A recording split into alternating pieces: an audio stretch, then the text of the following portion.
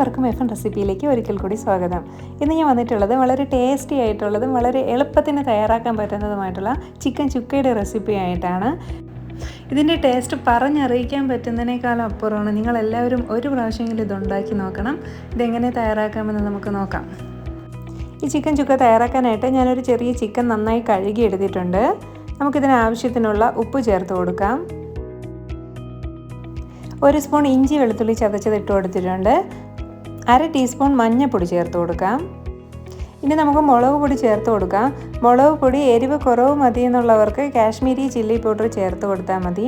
ഞാനിവിടെ 1 ടീസ്പൂൺ സാദാ മുളക് പൊടിയും 2 ടീസ്പൂൺ കാശ്മീരി ചില്ലി പൗഡറുമാണ് ചേർത്ത് കൊടുക്കുന്നത്.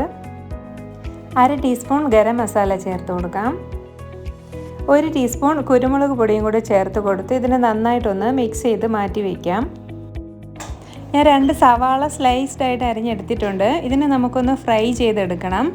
ഈ സവാള ഫ്രൈ ചെയ്യാനായിട്ട് ഞാനൊരു പാൻ അടുപ്പത്ത് വെച്ച് പാന് ചൂടായപ്പോൾ സവാള ഇതിലോട്ട് ഇട്ട് കൊടുത്ത് 2 പ്രാവശ്യമായിട്ടാണ് ഞാൻ ഈ സവാള ഫ്രൈ ചെയ്തെടുക്കുന്നത്.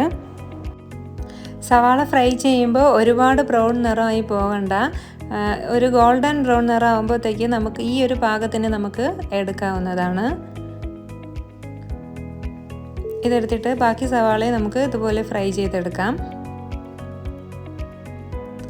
ഈ ഫ്രൈ ചെയ്ത സവാള നമ്മൾ നേരത്തെ മാരിനേറ്റ് ചെയ്ത് വെച്ചിരുന്ന ചിക്കനിലോട്ട് ഇട്ട് കൊടുത്ത് നന്നായിട്ട് ഇതിനെ ഒന്ന് മിക്സ് ചെയ്ത് നമുക്ക് 1/2 മണിക്കൂർ മുതൽ 1 മണിക്കൂർ വരെ ഒന്ന് റെസ്റ്റ് ചെയ്യാനായിട്ട് മാറ്റി വയ്ക്കാം.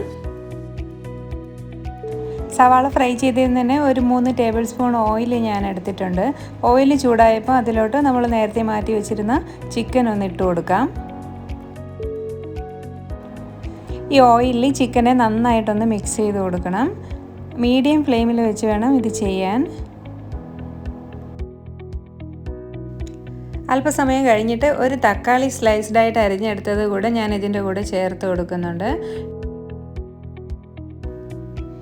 ഇടയ്ക്കിടയ്ക്ക് നമുക്ക് നന്നായിട്ട് ഇതിനെ ഒന്ന് ഇളക്കി കൊടുക്കണം. നമ്മളിതിൽ വേറെ സെപ്പറേറ്റ് വെള്ളമൊന്നും ചേർക്കുന്നില്ല. കുറച്ച് സമയം കഴിയുമ്പോൾ ഈ ചിക്കനിലുള്ള വെള്ളം തന്നെ ഇതിലോട്ട് ഇറങ്ങി ആ വെള്ളത്തിൽ തന്നെയാണ് ഈ ചിക്കൻ വെന്ത് കിട്ടുന്നത്.